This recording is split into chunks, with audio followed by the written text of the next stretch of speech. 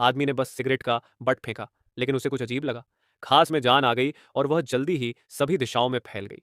आदमी को अपनी आंखों पर विश्वास नहीं हुआ। क्या यह हो सकता है कि भूमि का देवता प्रकट हुआ हो?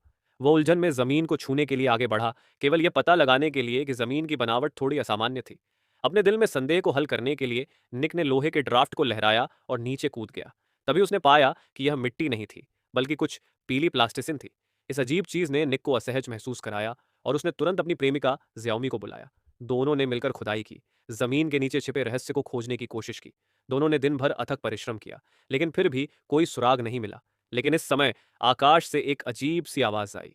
आवाज असामान्य रूप से तीखी और चुभने वाली थी। उन दोनों ने तुरंत एक सीढ़ी लगा दी। जब निक ने छत पर चढ़ने की पूरी कोशिश की, तो उसके सामने का दृश्य देखकर वह दंग रह गया। उसने अंतहीन एक जैसे विला देखे, जो बड़े करीने से व्यवस्थित थे, मानो वे ही उद्देश्य थे। यहां तक कि ऊपर के बादल भी आश्चर्यजनक रूप से एक जैसे थे। निक यह दृश्य देखकर अवाक रह गया। यह कैसी नर्क है यह जगह? कहानी कुछ महीने पहले शुरू हुई थी।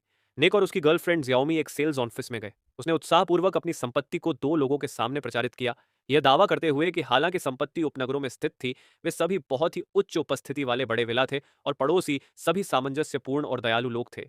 कीमत भी पैसे के लिए अच्छी थी, केवल 500 युआन प्रति वर्ग मीटर और केवल 5000 युआन का डाउन पेमेंट अंदर जाने के लिए पर्याप्त था। इस अविश्वसनीय कीमत ने उन दो लोगों को बहुत संतुष्ट किया जो वित्तीय कठिनाइयों में रह रहे थे, और फिर वे बिना किसी हिचकिचाहट के घर देखने के लिए विक्रेता के पीछे चले गए। हालांकि जैसे ही उन्होंने इस समुदाय में कदम रखा, उन्हें कुछ गड़बड़ लगी। यहाँ सभी एक जैसे एकल परिवार वाले विला थे, और अजीब बात यह थी कि आसपास कोई भूत भी नहीं था। जल्द ही विक्रेता उन्हें विला नंबर 9 में ले गया। उन्होंने सोचा कि चूंकि वे यहाँ थे, इसलिए वे इसका पूरा लाभ उठा सकते थे।